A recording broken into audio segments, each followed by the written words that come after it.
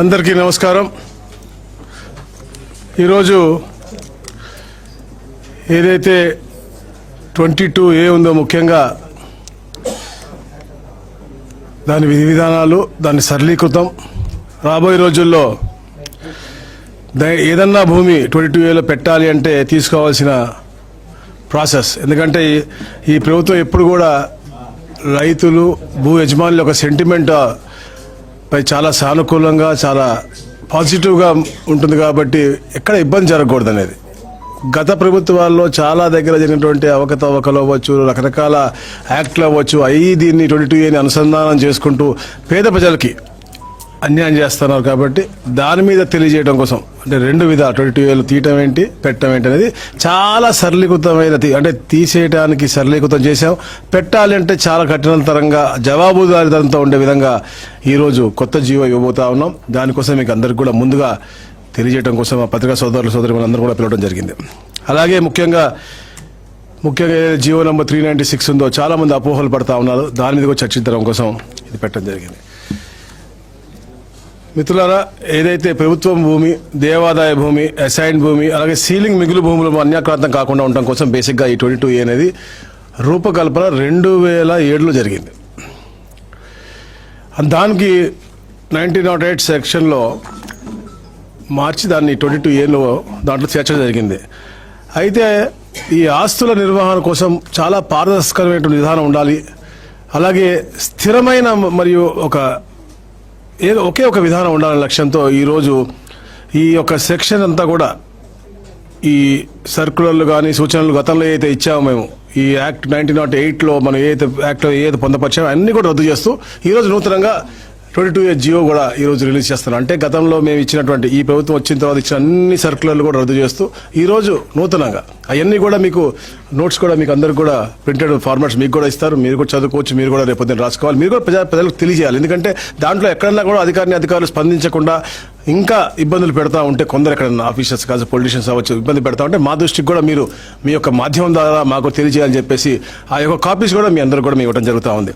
దీనికి ఇప్పుడు మేము ముఖ్యంగా ఏం చేస్తా ఉన్నామంటే ఈ యొక్క ప్రక్రియ నిషేధ ఆస్తుల యొక్క ఏకైక సెంట్రలైజ్డ్ మరియు అధికారిక డేటాబేస్ నిర్వహణ కేవలం ఇన్స్పెక్టర్ జనరల్ ఎవరైతే ఉన్నారో మాకు రిజిస్ట్రేషన్ శాఖ వారి ఆధ్వర్యంలో ఉంటుంది. ఇంకెవ్వరు పడితే అక్కడ వారు 22A తీయటం కానీ లేదా వాళ్ళ దగ్గర తిరగడానికి అవసరం లేకుండా ఆ యొక్క విధి విధానాలు చేసే అన్ని పూర్వమైంది ఆర్డీఓకి సబ్ కలెక్టర్ మేము ఇచ్చినటువంటి అధికారాలని దాన్ని ఒకే ఒక సెంట్రలైజ్డ్ డేటాబేస్లో దాన్ని మనం తీయాల్సిన పరిస్థితి ఉంటుంది. అలాగే ముఖ్యంగా వ్యవసాయ భూములకైతే వెబ్లాండ్ 2.0 ఏదైతే ఉందో అదే ప్రామాణికంగా ఉంటుంది.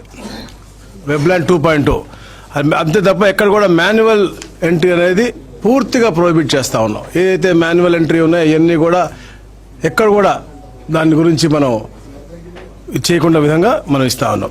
అలాగే ప్రతి వారం కూడా IGRS గారు ఎవరైతే ఉన్నారో వారి వెబ్లాండ్ 2.0 డేటాబేస్ని సింక్రనైజ్ చేసుకుని అందరికి కూడా ఓపెన్ డొమైన్లో ఉండే విధంగా ఈ కార్యక్రమం చేస్తాను. అట్లాగే అయితే APIAC ఉందో, APMB ఉందో, మ్యారిటైమ్ బోర్డు ఉందో ఈ పేరుతో కూడా కొత్తగా భూమి వర్గీకరణ కూడా ఇప్పుడు చేస్తాను. ఎందుకంటే ఇవన్నీ లేని క్రమంలో కొన్ని ఇబ్బందులు కొన్ని ఇబ్బంది పడతా ఉన్నారు కాబట్టి అవన్నీ కూడా సపరేట్గా మనం ఈ వెబ్లాండ్లో వాటికి వర్గీకరణ చేస్తూ ఉన్నాం.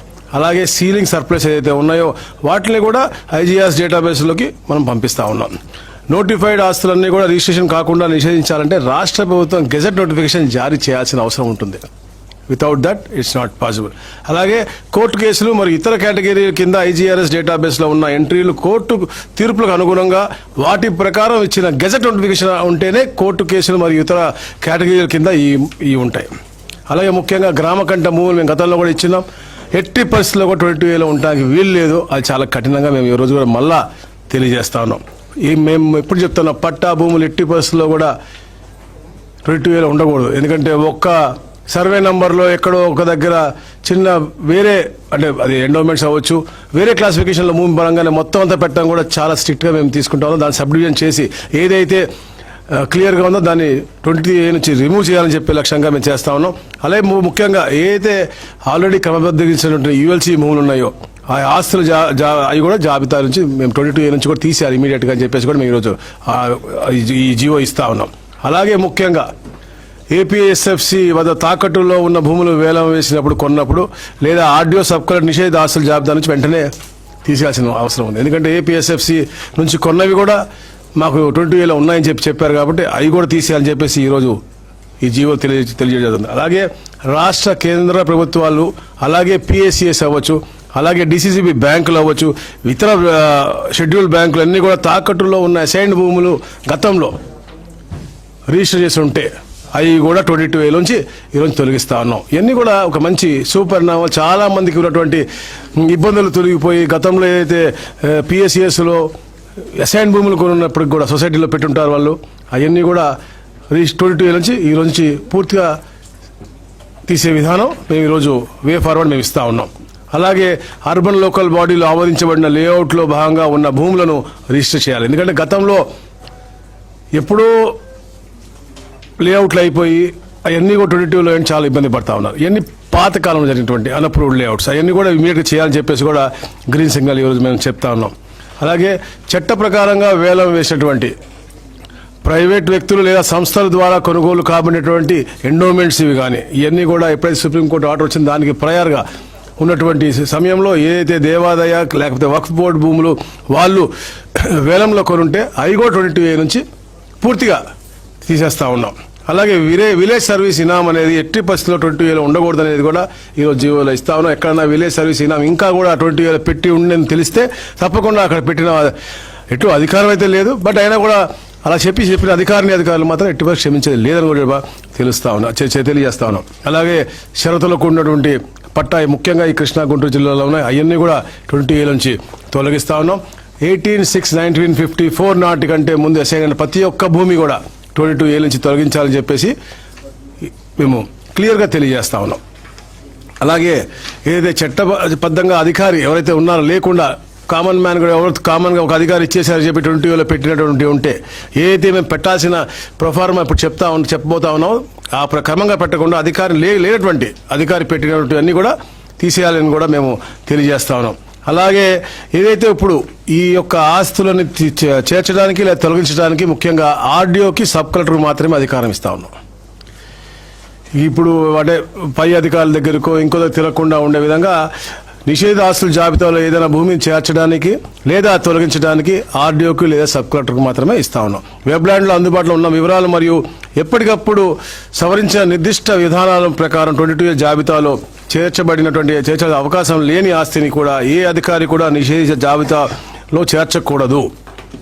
అలాగే ఏదైతే యుఎల్సీ నిర్ణీత విస్తీర్ణం మించిన ఆస్తుల విషయంలో ప్రభుత్వం కాంపిటెంట్ అథారిటీ, గ్రామాల్లో అయితే ఎకరానికి మించిన భూమి ఉంటే, అలాగే పట్టణాలు అయితే 1000 అదనపు చదరపు గజాల కంటే ఎక్కువ ఉంటే మాత్రం అది రాష్ట్ర ప్రభుత్వం అనుమతి కంపల్సరీగా తీసుకోవాలి. ఇటువంటి కేసుల్లో ఆర్డీఓలు కలెక్టర్లు CCLA ద్వారా ప్రభుత్వానికి అప్లై చేసుకోవాలి. అంటే యుఎల్సీలో ఉన్నటువంటి భూములు మాత్రం ఏదైతే చెప్పాను నేను అగ్రికల్చర్ సీలింగ్ అయితే 1 ఎకరం తర్వాత అర్బన్ సీలింగ్లో దాటితే 1000 గజాలు దాటినన్ని కూడా త్రూ ప్రాపర్ ఛానల్ CCLA గారి ద్వారా గవర్నమెంట్కి అప్రూవల్ తీసుకోవాల్సిన అవసరం ఉంది.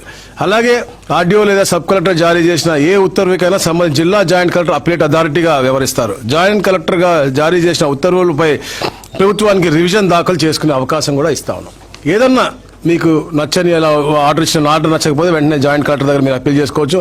అక్కడి వరకు కాని పక్షంలో 100%గా గవర్నమెంట్ చేసుకోవచ్చు. ఇట్లా ఒక నిర్దిష్టమైన సమయం కూడా అన్నిటికీ టైం అని ఇస్తా ఉన్నాం. ఏదైతే నిషేధిత ఆస్తుల జాబితాలో ఉన్న భూమిని సంబంధించి కోర్టులు ఆదేశాలు ఇస్తే వెంటనే సబ్ రిజిస్ట్రార్ సంబంధిత రెవెన్యూ అధికారులు 5 రోజుల గడువు చెప్పేయాల్సిన బాధ్యత ఉంది. ఎందుకంటే లేట్ అయిందని లేకపోతే దాన్ని అలా అడక మీద పెట్టేసేసి ఇబ్బంది జరిగే విధానంగా లేకుండా 5 days నిర్దిష్టమైనటువంటి సమయం కూడా ఆ యొక్క సబ్ రిజిస్ట్రార్కి మనం చెప్తా ఉన్నాం. ఎక్కడ కూడా డిఫరెన్స్ ఆఫ్ ఇది ఉండకూడదు. అలాగే ఈ యొక్క కొత్త మార్గదర్శకాలు అన్నీ కూడా 90 రోజుల్లో ఏదైతే సాఫ్ట్వేర్ అన్నీ ఉన్నాయి కూడా IGRS CCLA అందరూ కూడా కలిసి ఈ సాఫ్ట్వేర్ అప్లోడ్ కూడా చేసుకునే సమయం కూడా మేము ఈ 90 రోజులు ఇస్తా ఉన్నాం. కానీ ఈ ఉత్తర్వులు మాత్రం ఇప్పటి నుంచే అమల్లోకి వస్తూ ఉన్నాయి, ఈ క్షణం నుంచే అమల్లోకి వస్తూ ఉన్నాయి.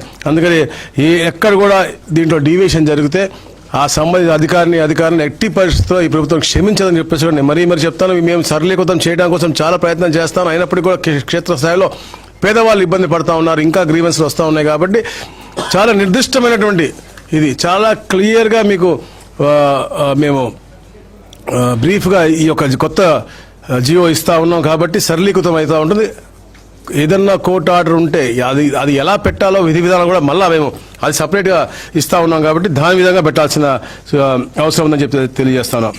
చేర్చడం కోసం కూడా కొత్తగా మేము పెట్టినటువంటి, అంటే దీన్ని కేవలంగా పిలిచామా చెప్పామా అని కాదు, ఇప్పుడు బర్డెన్ ఆఫ్ ప్రూఫ్ కూడా ఆ పెడతాను అని చెప్పినటువంటి అధికారి మీద ఉంటుంది. ఎవరికైనా ఇవ్వాలి పెట్టాలి అంటే ఎవరైనా ప్రైవేట్ పోయి అతనికి ఒక నోటీస్ ఇవ్వాలి. ఈ కారణాల వల్ల మేము చేస్తున్నాం అని చెప్పేసి నోటీస్ ఇవ్వాల్సిన అవసరం ఉంది. ఇచ్చిన తర్వాత అతని డాక్యుమెంట్ కరెక్టా, గవర్నమెంట్ డాక్యుమెంట్ కరెక్టా అనేది అది ప్రూవ్ చేసుకున్న బాధ్యత కూడా ఈరోజు గవర్నమెంట్ అధికారికి ఇస్తా ఉన్నాం. అతను వచ్చి పేపర్ చూపించుకుని ఇది నాది అని చెప్పాల్సిన అవసరం లేదు. ఇది బర్డెన్ ఆఫ్ ప్రూఫ్ అనేది మేము అధికారికి ఇస్తా ఉన్నాం. ఏదన్నా కొత్తగా ప్రతిపాదించిన మార్గదర్శకాల ప్రకారం ఏదైనా భూమి 20 జాబితాలు చేర్చడానికి అంటే కేవలం ఆ అధికారి తనంతట తాను క్లరికల్ పనిలా చేయకూడదు. అది ఒక క్వాసీ జ్యుడిషియల్ చర్యగా పరిగణించడం తీసుకుంటా ఉన్నాం. అంటే ఆ భూమి 22 జాబితాలో చేర్చాలంటే నోటీసులు ఇవ్వాలి, విచారణ చేయాలి, వివరణ తీసుకోవాలి. తన భూమి ప్రభుత్వ భూమి కాదని నిరూపించుకోవాల్సిన బాధ్యత పౌరులపైన భూ యజమానులపైన ఉండదు. దీనికి ప్రభుత్వమే బాధ్యత వహిస్తుంది. అంత క్లియర్ గైడ్లైన్స్ కూడా మేము ఇస్తా ఉన్నాం. ఇవన్నీ కూడా ఆచరణ చేసి తీరుతామని చెప్పేసి మేము తెలియజేస్తా ఉన్నాం. అలాగే ఏదైనా 22A జాబితాలో చేర్చాలని సంబంధిత అధికారి ప్రతిపాదించిన తర్వాత తదుపరి దశలో సంబంధిత అధికారి కన్నా ఏ ర్యాంకులో ఉండి వేరే స్థాయిలో ఉన్న అధికారి రిపోర్ట్ చేసే అధికారి ఆ ఫైల్ను స్వతంత్రంగా సమీక్షించాలి. గ్రామీణ ప్రాంతాలకు సంబంధించిన అయితే ప్రతిపాదిక అధికారికి ఆర్డీఓ ఉంటే సమీక్ష చేయించడానికి జిల్లా రెవెన్యూ అధికారిగా ఉంటారు. ఈయన జాయింట్ కలెక్టర్ గారికి రిపోర్ట్ చేస్తారు. అదే అర్బన్ ప్రాంతాల్లో అయితే జాయింట్ కలెక్టర్ గారు సమీక్షిస్తే జిల్లా కలెక్టర్ గారు దాన్ని సమీక్షిస్తారు. అలాగే CCLA గారికి రిపోర్ట్ చేస్తారు. ఇట్లా ఒక లేయర్ వైజ్గా పెట్టుకుంటా పోతా ఉన్నాం. ఇలాంటి జాబితాలన్నీ కూడా IGRS AP నుంచి రాష్ట్ర వ్యాప్తంగా గుర్తుండే విధంగా, అంటే ఒక నంబర్ ఇచ్చి దానికి ఓపెన్ డొమైన్లో పెట్టి ఎందుకు పెడుతున్నాం, ఏం పెడుతున్నాం అందరు కూడా యాక్సెసిబిలిటీ ఉండే విధంగా, అంటే సంబంధించి అన్ని డిపార్ట్మెంట్లకు కూడా ఒక యాక్సెస్ ఉండే విధంగా దీన్ని ఓపెన్ డొమైన్లో పెట్టి వాళ్ళకు కూడా తెలియజేసే విధంగా ఈ యొక్క కార్యక్రమం, అంటే ఇంత ముందులా ఏది పడితే అది చిన్న డిస్ప్యూట్ ఉంటాయని కాదు, కోర్టు నుంచి వచ్చినది కూడా, కోర్టు నుంచి ఒక నిర్దిష్టమైన ఆర్డర్ వస్తే దాన్ని కూడా అందరికీ తెలియజేసి దీని మూలంగా మేము పెడుతున్నామని చెప్పేసి నోటీస్ ఇచ్చి పెట్టాల్సిన ఇది ఉంది. దానికి కూడా ప్రూఫ్ కూడా ఇవ్వాలి.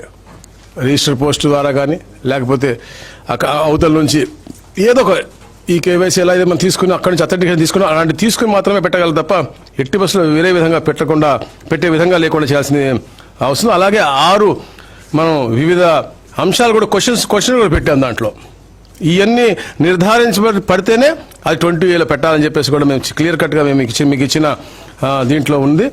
అలాగే ఈ ప్రాసెస్ అంతా కూడా పూర్తయిన తర్వాత భూమి సబ్ డివిజన్ చేసి సంబంధిత పౌరుడికి షో కాజ్ నోటీస్ మాత్రం కంపల్సరీగా పంపించాల్సిన అవసరం ఉంది.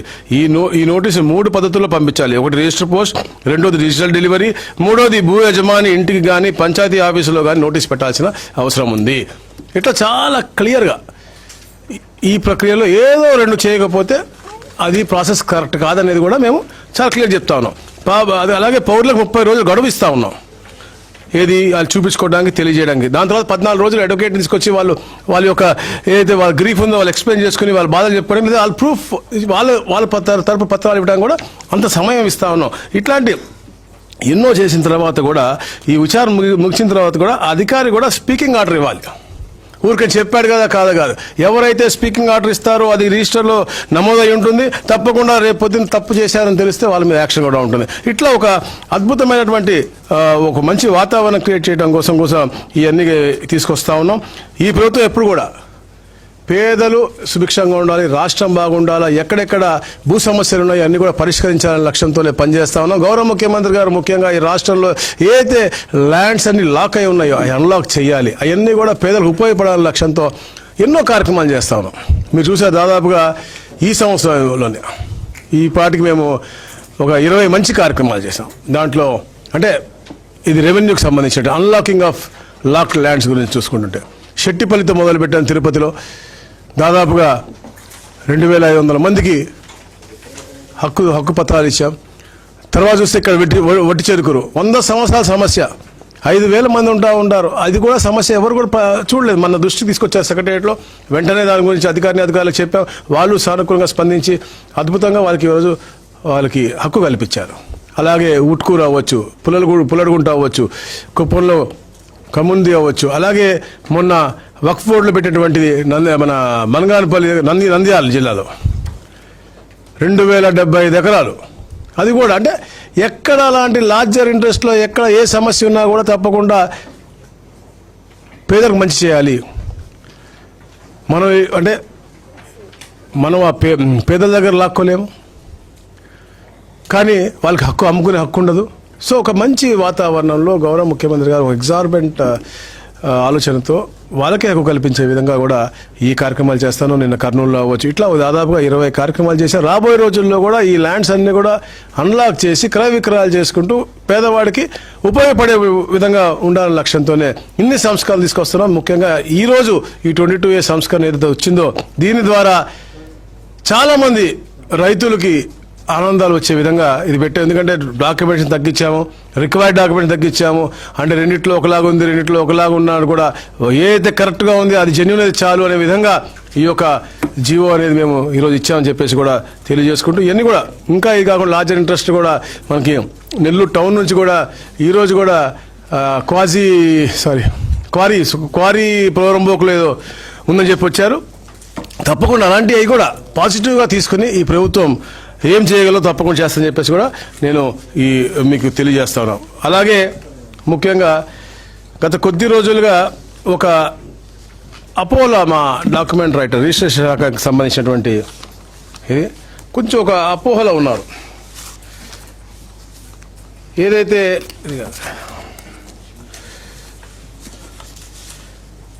396 జీవో గురించి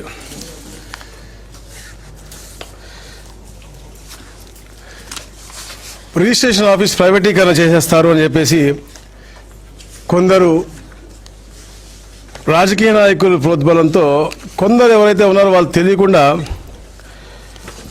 దాన్ని ముందుకు తీసుకెళ్తున్నారు. చాలా బాధాకర విషయం. ఎందుకంటే మనం ఎప్పుడు కూడా జీవితంలో మన లివింగ్ స్టైల్స్ కానీ మన జీవిత పరిమాణాలను మెరుగుపరచాల్సిన లక్ష్యంతోనే మనం కష్టపడుతూ ఉండడం చేస్తాం. దాంట్లో భాగంగానే మెరుగైన సేవ పేదలకు అండి ఇవ్వాలి అని చెప్పే లక్ష్యంతో ఈరోజు గౌరవ ముఖ్యమంత్రి గారు అలాగే ఐటీ శాఖ మంత్రులు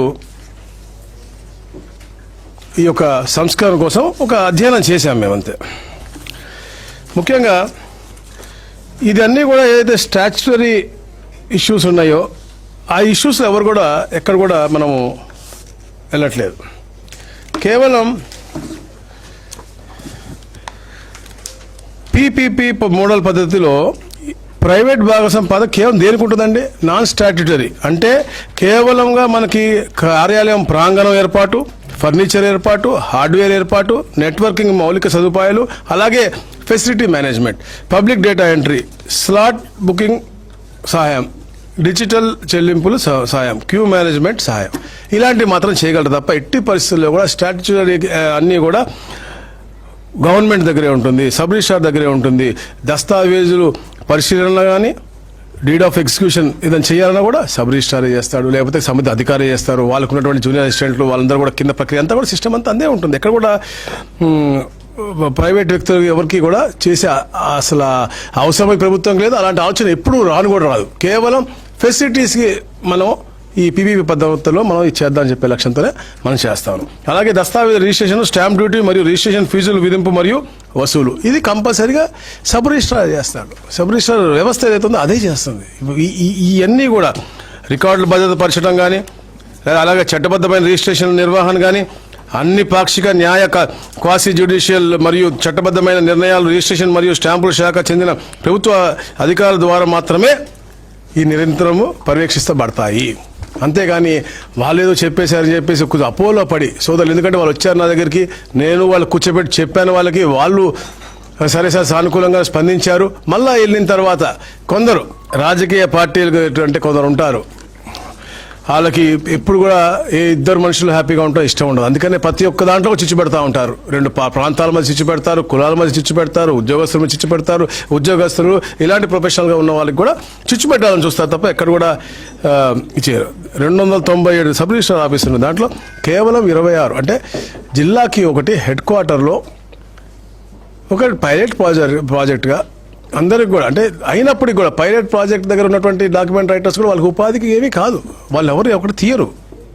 ఈరోజు మనం పాస్పోర్ట్ ఆఫీస్కి వెళ్తాం, మనం అక్కడ ఉన్నటువంటి ఏజెంట్ ద్వారా వెళ్తాము, అతనే ఇస్తాడు. కాకపోతే వెరిఫికేషన్, ఫెసిలిటేషన్, బెటర్ ప్లేస్ మనకు ఉండడానికి కానీ. ఎందుకంటే చెప్తాను, గర్వంగా చెప్తాను, నేను రోజు పేపర్లో చూశాను, కట్టింగ్ వచ్చింది, కాకినాడలో ఒక సబ్ రిజిస్ట్రార్ ఒక మహిళ అద్భుతమైన ఒక లైబ్రరీ అరేంజ్ చేసింది. అక్కడ 200 పుస్తకాలు పెట్టారు ఆవిడ, ఒక క్యారమ్ బోర్డు పెట్టారు, ఒక చెస్ బోర్డు పెట్టారు. అంటే వచ్చిన వాళ్ళకి ఒక ఆహ్లాదకరమైన వాతావరణం క్రియేట్ చేయాలని చెప్పి తపన పడింది. అదే 297 మంది చేయట్లేదు కదా, కానీ నేనైతే ఆవిడకి ఫోన్ చేసి అభినందించాను, చాలా సంతోషం అమ్మ నువ్వు చేసిన పని అని. She felt very happy. అట్లాంటి వాతావరణం పక్కాగా ప్రతి జిల్లాలో ఒక దగ్గర ఉంటే బాగుంటుంది. ఎలా చేస్తే బాగుంటుంది, ఎందుకంటే మనం కూడా గతంలో చూసాం. అలాగే ఎన్హాన్స్మెంట్ ఆఫ్ నాలెడ్జ్ ఆల్సో, ఎందుకంటే ఈరోజు మనం బ్లాక్ చైన్ టెక్నాలజీ వాడుతా ఉన్నాం, అలాగే మనం డిజిటల్ లాకింగ్ చేస్తాం. రాబోయే రోజుల్లో టోకనైజేషన్ ఆఫ్ ల్యాండ్ అనుకుంటా ఉన్నాం. ఎందుకంటే వేరే ఇతర రాష్ట్రాల్లో ఎలా చేస్తున్నారు, మనం ఎప్పుడు కూడా పక్కన దేశాలు సక్సెస్ అయినవన్నీ కూడా మనం తెచ్చుకోవాలి. అలాగే మన ఇతర రాష్ట్రాల్లో ఏ సక్సెస్ అయినా అది తెచ్చుకుంటూ ఉంటాం. అలాంటి దాంట్లో ఇది ఒక ప్రయత్నం తప్ప ఎక్కడ కూడా ఎవరి ప్రొఫెషన్ని దెబ్బతీసే విధంగా ఎక్కడ కూడా లేదు అనేది మేము చాలా క్లియర్గా 3-4 సార్లు చెప్పాం. ఈరోజు క్లియర్గా చెప్తా ఉన్నాం. ఇది కేవలం సేవా కేంద్రాలు మాత్రం ఎవరి వృత్తిని దెబ్బతీసే విధంగా కాకుండా మెరుగైన సేవలు కామన్ మ్యాన్కి అందించాలన్న లక్ష్యంతోనే ఈరోజు మేము ఈ కార్యక్రమం చేస్తా ఉన్నాం. దాంట్లో ఎవరు కూడా అపోహ పొందాల్సిన అవసరం లేదని చెప్పేసి చెప్తూ, అలాగే ఏదైతే వీళ్ళు రెచ్చగొడతా ఉన్నారో మేమంతా కేవలం సిటిజన్ సెంట్రిక్ సర్వీస్ డెలివరీ చేద్దామని చెప్పేసి దీంతో చేస్తా ఉన్నాం. అలాగే ఏదైతే చట్టబద్ధమైనటువంటి కార్యక్రమాన్ని కూడా ఏదైతే అధికారులు ఉన్నారో వాళ్ళ పర్యవేక్షణ జరుగుతుందని చెప్పేసి మరీ హామీ ఇస్తా ఉన్నాం. దాంట్లో ముఖ్యంగా వాళ్ళు చెప్తా ఉన్నాం, ఇది ఈరోజు తెచ్చింది కూడా కాదు. ఈరోజు మేమేం చేసామంటే, మేము పెట్టి ఏదైతే అంటే ఇంకా టెండర్ కూడా వెళ్ళలేదు, కానీ ఏదైతే దేశంలో పెద్ద ప్రాంతాల్లో మహారాష్ట్ర అవ్వచ్చు, దానంతా కూడా మొన్న వచ్చింది ఒక విఎఫ్ఎస్ గ్లోబల్ అని వాళ్ళు చేస్తూ ఉన్నారు. 60 సబ్ రిజిస్ట్రార్ ఆఫీస్కి చేస్తూ ఉన్నారు. అక్కడికి వెళ్ళి అధ్యయనం చేశారు, మా కమిషనర్ గారు చేశారు, వారు టీమేల్ చేశారు, ఎలా చేస్తే ఎలా మంచిగా చేస్తున్నారని చెప్పేసి అధ్యయనం చేసిన తర్వాత ఇక్కడికి వచ్చారు. అప్పుడు మనం జిల్లాకు ఒకటి కూడా ఇవాళ పెట్టాం. మనం కొన్ని ఇప్పుడు పెడతాం, కొన్ని చూసి దాని తర్వాత బాగుంటే కొన్ని బాగా పెడతాం. ఎందుకంటే మనందరం చూస్తాం ఎన్హాన్స్మెంట్ ఆఫ్ నాలెడ్జ్. ఎప్పుడు ఇంతకుముందు మనం చిన్నప్పుడు పేపర్ పట్టుకుని టైప్ రైటింగ్కి వెళ్ళేవాళ్ళం, ఏఎస్డిఎఫ్ అని కొట్టుకుంటూ ఉండేవాళ్ళం. దాని తర్వాత మళ్ళీ కంప్యూటర్ వచ్చింది, కంప్యూటర్ తర్వాత మళ్ళీ అవన్నీ మారుతూ వచ్చినాయి. ఇంటర్నెట్ కెఫేలు అవ్వచ్చు. ఇప్పుడు ఈరోజు we're talking about quantum computing, we're talking about AI. So ఎప్పటికప్పుడు అవి మారుతూ ఉంటాయి. దాంట్లో కూడా మనం కూడా మన నాలెడ్జ్ని పెంచుకుని దాన్ని కూడా ఉపయోగించాలి. మా డాక్యుమెంట్ రైటర్ సోదరులు కూడా వారు కుటుంబ సభ్యులు కూడా నేర్చుకుంటారు, వాళ్ళు దాంట్లో ఉంటారు. దీనివల్ల ఎంప్లాయ్మెంట్ క్రియేట్ అవుతుంది, దీనివల్ల అర్హత ఉన్న వాళ్ళు చేయగలరు. ఇలాంటి సంస్థలు వస్తే ఏమవుతుంది, ఏ సంస్థ వస్తే కూడా ఇలాంటి ఇలాంటి పెద్ద సంస్థలు వస్తే వీళ్ళకి 70-80 దేశాల్లో చేసినటువంటి చరిత్ర ఉంది. ఇలాంటి మేము గత ప్రభుత్వం మీరు చూడండి, వాళ్ళు ఏదో వచ్చి ఈరోజు మాట్లాడతారు వైసీపీ నాయకులు, అసలు సిగ్గు శరం ఉందని అడుగుతారు నేను గొడ్డల పార్టీ వాళ్ళకి.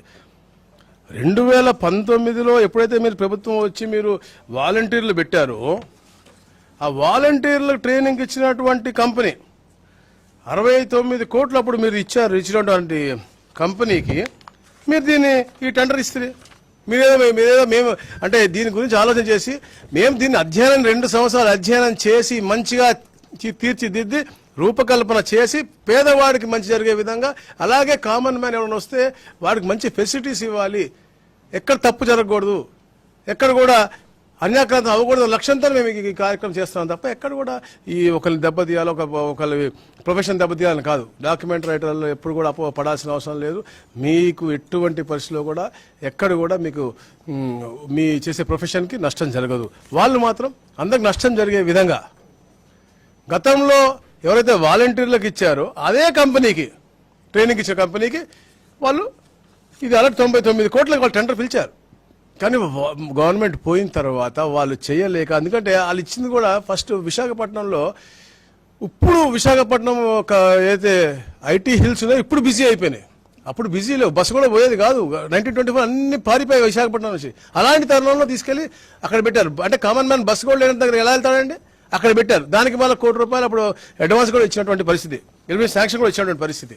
మళ్ళీ ఇతను నేను చేయలేనని చెప్పేసి ఇతను రద్దు చేశాము. మేము రద్దు చేసి ఈరోజు స్టడీ చేసి అందరికీ మంచి సదుపాయాలు మంచి వసతులతో కల్పించే దిశగా మేము ఈ కార్యక్రమం చేస్తాం. దీని తప్పుగా బ్లూ పత్రికలు రాస్తూ ఉంటారు.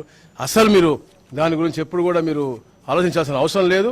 ఇదే నేను మీ అందరి ద్వారా కూడా నేను మా సోదరులైనటువంటి డాక్యుమెంట్ రైటర్లు కూడా నేను కోరుతాను. ఈ ప్రభుత్వం ఎప్పుడు కూడా అందరూ సుభిక్షంగా ఉండాలనే తపనతోనే పనిచేస్తాను. మీరు చూడండి, ఈ రోజు కూడా ఉద్యోగస్తులతో కూడా మా అధికారులు మా మంత్రులు అందరూ కూడా కూర్చుని డిస్కస్ చేస్తా ఉన్నాం, హెల్తీ డిబేట్ చేస్తా ఉన్నాం, మాట్లాడుతూ ఉన్నాం ఏం చేస్తే ఎవరికి మంచి చేయగలం అనేది. ఈ రోజు రాష్ట్రంలో ఆర్థిక పరిస్థితి బాగా అంత అద్భుతంగా ఏం లేదు, కానీ ఉన్న దాంట్లో అందరూ కూడా ఎట్లా హ్యాపీగా ఉండాలని చెప్పే లక్ష్యంతోనే మేము చేస్తాను. ఈ బురద జల్లే అలవాటు ఆ బ్లూ పత్రికకి ఎప్పుడు ఉంటుంది. అలాగే పత్రిక ఇష్టానుసారంగా సర్వే గురించి అవ్వచ్చు, సర్వేలో మనం చూసాం వాళ్ళు తప్పులు తడక చేసింది, వాళ్ళు సమయాన్ని కుదించి తక్కువ సమయం చేసి అన్ని తప్పులు చేసి ఈరోజు మళ్ళీ మేము రీసర్వే మొత్తం రాష్ట్రం చేయాల్సి వస్తుంది. దాని మీద కూడా వాళ్ళు నత్తనాటకం మీద సర్వే అని రాస్తారు. అంటే తొందరపాటు చేసి మళ్ళీ తప్పులు చేయమంటారా, పేదవాడికి అన్యాయం చేయమంటారా? వాళ్ళు చేసినటువంటి 6,688 గ్రామాల్లో మాక్సిమం 90% మళ్ళీ మనం చేయాల్సి వస్తూ ఉంది. అవన్నీ ఇప్పుడు క్లియర్ చేసుకుంటాం. మళ్ళీ మేము 4,000 గ్రామాలు పూర్తి చేస్తా ఉన్నాం. గ్రౌండ్ ట్రూతింగ్ దాకా కేవలం గ్రౌండ్ ట్రూతింగ్ 90 days ఇస్తా ఉన్నాం. 200 పై చిలుకు ఒక సర్వే చేయడానికి కోసం మేము టైం లైన్ పెట్టాం. వాళ్ళ దాని సగం కూడా పెట్టలేదు. ఒక సర్వేర్ అవ్వచ్చు, ఒక విఆర్ఓ అవ్వచ్చు, ఒక మండల అధికారి 100 రోజుల గ్రామంలో ఉంటున్నారు. ఎందుకంటే గతంలో జరిగిన మిస్టేక్స్ తగ్గించాలనే తపనతో, అవన్నీ క్లియర్ చేయాలి తపనతో రాబోయే రోజుల్లో ఎక్కడ కూడా ఎవరికి పేదవాడికి అతనికి పర్ఫెక్ట్గా లాంగిట్యూడ్స్ లాటిట్యూడ్స్తో పాటు అన్ని క్లియర్ చేసి డాక్యుమెంట్స్ అనేది అతనికి ఒక అంటే హక్కు అనేది పూర్తిగా కలిగే విధంగా ఈ సర్వే కూడా చేస్తున్నారు. ఇట్లా అన్ని ప్రక్రియలో కూడా ఈ డిపార్ట్మెంట్ అనేది గౌరవ ముఖ్యమంత్రి గారి ఆదేశాల మేరకు కింద స్థాయిలో అన్ని సకలంగా అందించాల లక్ష్యంతోనే మేము పనిచేస్తా ఉన్నాం. ఈరోజు 22A అనేది పెద్ద భూతం, దాన్ని సరళీకృతం చేయడం కోసం గౌరవ సిఎస్ గారు అవ్వచ్చు, మా CCLA గారు అందరూ కూడా ఎంతో అధ్యయనం చేసి ఈ యొక్క కొత్త సర్క్యులర్ ఇస్తా ఉన్నాం, కొత్త గవర్నమెంట్ ఆర్డర్ ఇస్తా ఉన్నాం. అది అందరూ కూడా సద్వినియోగం చేసుకోవాలి, చదువుకోవాలా, చూసుకోవాలి. మీకు సంబంధిత అధికారుల దగ్గరికి వెళ్ళి మీకున్న ఇబ్బందుల గురించి కూడా తెలియజేసి దాన్ని వెంటనే పరిష్కరించుకోవాలని చెప్పేసి కూడా మేము కోరుతా ఉన్నాం.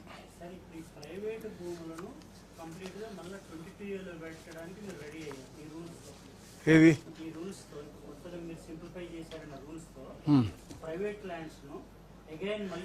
ఎట్టి పరిస్థితిలో ఉండకూడదు అన్న పెట్ట ఏదన్నా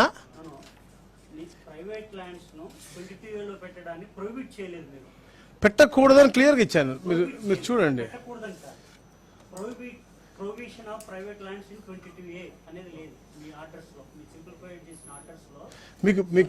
మీకు క్లియర్ కట్ నేను ఫస్ట్ చదివాను బ్రదర్, నేను క్లియర్ గా ఫస్ట్ చదివాను. మీకు ఇంగ్లీష్ మీకు క్లియర్ గా ఆర్డర్ కాపీ కూడా ఇస్తారు.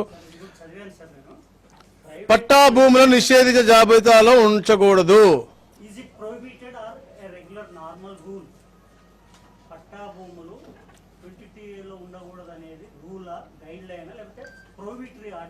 It's an clear cut order. Private భూమి అనేది ప్రైవేట్ భూమి అనేది ఎట్టి పరిస్థితిలో ఉండకూడదు. Because why I told also clearly a small portion if you have as like in endowment this thing, the whole of the survey number is being kept by in 22A. So small difference ఉంది. పెట్టకూడదు అనేది ఈ రోజు 2007 నుంచి అదే ఉంది, కానీ అది ఇంప్లిమెంట్ కాదు. నేను అందుకే క్లియర్ రాశాను. నెక్స్ట్ కూడా అన్ని సబ్ డివిజన్ చేసి అంటే దాని ఒక ప్రక్రియ పెట్టకూడదు అనేది హెడ్లైన్ ఉంటుంది. ఎస్, సింపుల్ డిఫరెన్స్ ఏంటంటే 2007లో వచ్చినప్పటి నుంచి ఇప్పుడు కూడా ప్రైవేట్ ల్యాండ్స్ పెట్టకూడదనే ఉంది. ఇప్పుడు మీ దగ్గర ప్రైవేట్ ల్యాండ్ లో డిస్ప్యూట్ ఉన్నా పెట్టేశారు. కామన్ డిస్ప్యూట్, నీకు మీ ఇంట్లో డిస్ప్యూట్ పెట్టాం మేము. ఇప్పుడు మీ అధికారం ఎవరికి ఇవ్వట్లేదు, మేము పెట్టడానికి ఇవ్వట్లేదు. ఇప్పుడు మీరు there is no dispute register today, there is no more from today, there is no more dispute register. Any guidelines given by court or any such tribunal only will be included in 22A. Retired IPS AB Venkateswara Rao and other teams వాళ్ళు ఏం కోరుతున్నారు, demand చేస్తున్నారు, ఇంకా సామాన్యం కూడా ఏమవుతున్నారంటే ప్రభుత్వ భూములు ఏంటో దేవాదాయ భూములు ఏంటో ప్రభుత్వానికి తెలుసు.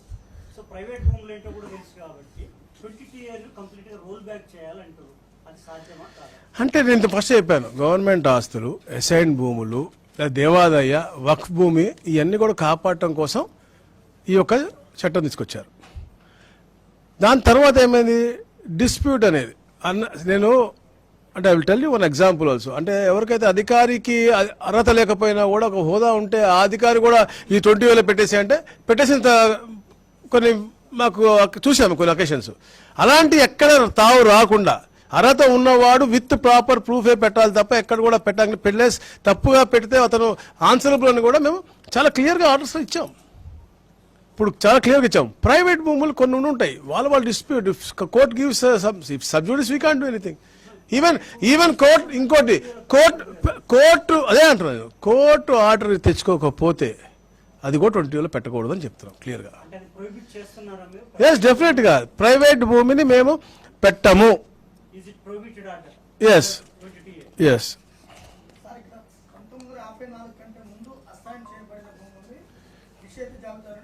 తొలగిస్తున్నాం.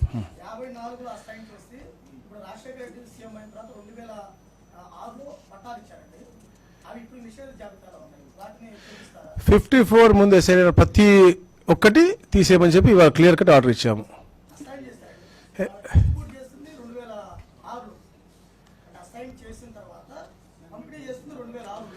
That will come at any how in free hold మీకు వస్తుంది, అది త్వరలో అది కూడా వచ్చేస్తుంది మీకు. ఫ్రీ హోల్డ్ లో కూడా మేము 5 లక్షల ఎకరాలు మాకు తప్పులు తరగతి దొరికినాయి, అవి తప్ప మిగతా అన్ని కూడా వదిలేస్తున్నాం. అది కూడా మీకు త్వరలో ఫ్రీ హోల్డ్ అయిపోతుంది. 20 years టైం లైన్ ఉంది కాబట్టి దాన్ని అది అయిపోతుంది, కానీ మీకు అది కూడా మీకు ఆటోమేటిక్గా అయిపోతుంది. That's not a issue.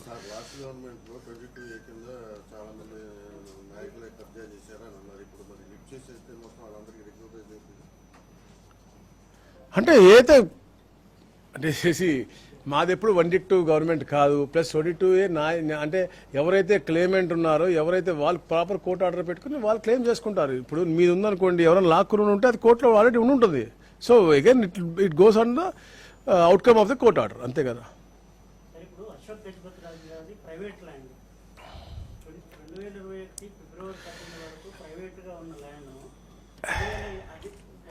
అది అన్సెటిల్డ్ విలేజ్. దీంట్లో సరే అది ఎవరి భూమి అయినప్పటికీ కూడా అది వాగుపోరం పోకుంది, దాంట్లో ఎటువంటి పరిస్థితుల్లో కూడా కట్టడానికి వీల్లేదు. అప్పుడు ఇచ్చిన తహసీల్దార్ అవ్వచ్చు, అటు పోయిన పైన అధికారులు అవ్వచ్చు, వాళ్ళందరి మీద కూడా మేము యాక్షన్ తీసుకుంటాము. తహసీల్దార్ తప్పుగా రాసి ఇచ్చారు, అప్పుడు వాళ్ళు ఒత్తిడి అయ్యి ఉండొచ్చు, అప్పుడు ప్రభుత్వం ఒత్తిడి అయ్యి ఉండొచ్చు. తప్పకుండా అది దాని మీద లీగల్గా మేము ప్రొసీడ్ అవుతాం, తప్పకుండా యాక్షన్ తీసుకుంటాం. ఇట్స్ ఏ వాగుపోరంబోకు విచ్ ఇస్ అంటే దాని క్లాసిఫికేషన్ మార్చే హక్కు తహసీల్దార్ స్థాయి కాదు. అయినప్పుడు కూడా అతను మార్చి అది పర్మిషన్ ఇవ్వడం అనేది it's a very big mistake. దాని మీద మేము యాక్షన్ తీసుకుంటాం. ఏమండి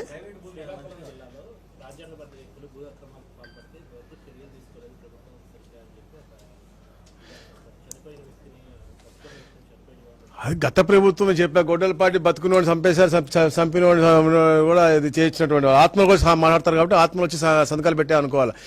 ఇక్కడేమో ఉల్టా బతుకున్న మనిషి అతను హైదరాబాద్లో ఉద్యోగం వాళ్ళ కొడుకు చేసుకుంటూ అటు వెళ్తే చనిపోయాడని చెప్పి ఫాల్స్ పేపర్ పెట్టి వారసురాలుగా ఒరిస్సా అమ్మాయిని తీసుకొచ్చి పెట్టి చేసుకున్న ఘనత మనకి. అది కూడా ఒక ఉన్నత స్థానంలో ఉన్నప్పుడు వ్యక్తి, ఇంకా జ్యుడిషియరీ పొజిషన్లో ఉన్న వ్యక్తి ఇలాంటి పాపం చేశాడంటే నిజంగా చాలా బాధాకర విషయం. అంటే వాళ్ళ స్కూల్ అలాంటిది కాబట్టి అలాంటి పనులు చేస్తూ ఉంటారు, అది నిర్ధారణ మనకు తెలిసింది. దాంట్లో ఒక భాగం అది. We're taking care. ఏదన్నా యాక్షన్ తప్పకుండా తీసుకుంటాం. ఉత్తరాంధ్ర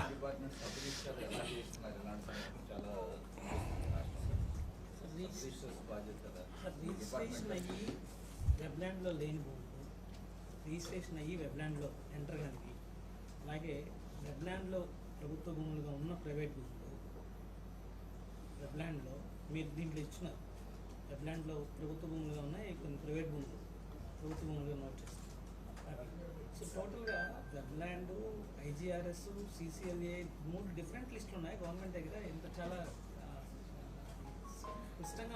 మేము అందుకే సింప్లిఫై చేసి అన్ని కూడా ఐజీఆర్ వన్ సింగిల్ దీని దగ్గర పెడతా ఉన్నాం. ఎందుకంటే అన్ని కూడా ఫార్వర్డ్ అయ్యి IGRS గారి దగ్గర ఉండే విధంగా ఈ కార్యక్రమం చేస్తా ఉన్నాం. గతంలో కొన్ని మిస్టేక్ అధికారులు అవ్వచ్చు, లేకపోతే పొలిటికల్ ప్రెజర్స్ అవ్వచ్చు. ఇప్పుడు అడిగారు సోదరుడు, అప్పుడు గతంలో రాంగ్ ఎంట్రీతో చేశారు గత ప్రభుత్వం అడిగారు. అలాంటివన్నీ కూడా పూర్తిగా నల్లిఫై చేసి 1 పాయింట్ ఆఫ్ ఇది కాంటాక్ట్ దీనికి మేము చేస్తా ఉన్నాం. సో అసలు మేము చాలా క్లియర్గా ఆర్డర్స్ ఇస్తా ఉన్నాం. So but whatever is possible by suo motu we're doing. Collectors are doing good job. మనం చూసాం కర్నూలులో అవ్వచ్చు, మీకు నంద్యాలలో అవ్వచ్చు, తిరుపతిలో అవ్వచ్చు, ఎవరికి ఈస్ట్ గోదావరిలో అద్భుతంగా వాళ్ళే సుమోటోగా తెలుసుకుని చేసిన తర్వాత గ్రామస్తులందరూ కలెక్టర్లను సత్కారం చేసినవి ఉన్నాయి. మీకు టెస్టిమోనీస్ కూడా ఉన్నాయి. ఇవి చరిత్ర ఎప్పుడు జరగలేదు అన్ని. అవి కూడా మీరు ప్రోత్సహించాలి. ఇప్పుడే సోదరుడు అడిగినట్టుగా దాంతోపాటు అవి కూడా చెప్పాలా. ఎస్ డెఫినెట్గా ఏదో ట్యాంక్ పోరం పోకుందో విజయనగరం దాంట్లో పార్టీ ఆఫీస్ డెఫినెట్గా అది ఇల్లీగల్గా కట్టినటువంటి పరిస్థితి. దానికి రైట్ నాకు లేదు తహసీల్దార్కి. అతను చేశారు కూడా అతని మీద యాక్షన్ ఉంటుంది. ఎవరు తప్పు చేశారో వాళ్ళ మీద యాక్షన్ ఉంటుంది. ఎవరైతే మంచి చేశారో వాళ్ళని కూడా సత్కరించుకోవాల్సిన అవసరం ఉంది. Definitely we are going in a very proactive way. మా కలెక్టర్లు అందరూ కూడా సుమోటోగా తీసుకుని చేస్తూ ఉన్నారు. లేని మా రిప్రజెంటేషన్ వచ్చింది. ఇప్పుడు నాకు వట్టి చెరుకూరుది నేను సెక్రటరీ ఉంటే వచ్చింది, పుల్లేడు కూడా నాకు ఉంటే వచ్చింది, నేను చేశాను. ఈరోజు నాకు నెల్లూరుది ఇచ్చారు,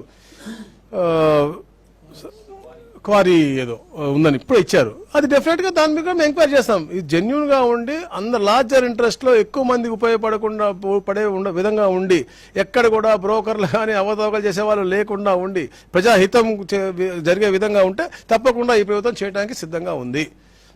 ఈ ప్రభుత్వం ఒక సుపరిపాలన విధంగా అందరికి మంచి చేసే విధంగా వెళ్తున్నాం తప్ప ఎక్కడ కూడా ఎవరికి అన్యాయం చేసే విధంగా వెళ్ళట్లేదు. ల్యాండ్ ఓనర్స్ అవ్వచ్చు, అలాగే మా డాక్యుమెంట్ రైటర్లు అవ్వచ్చు, అందరికి కూడా గుడ్ న్యూస్ ఉంటుందో ఎప్పుడు కూడా ఎవరు కూడా ఇబ్బంది పడే విధంగా మేము చెయ్యము. Thank you.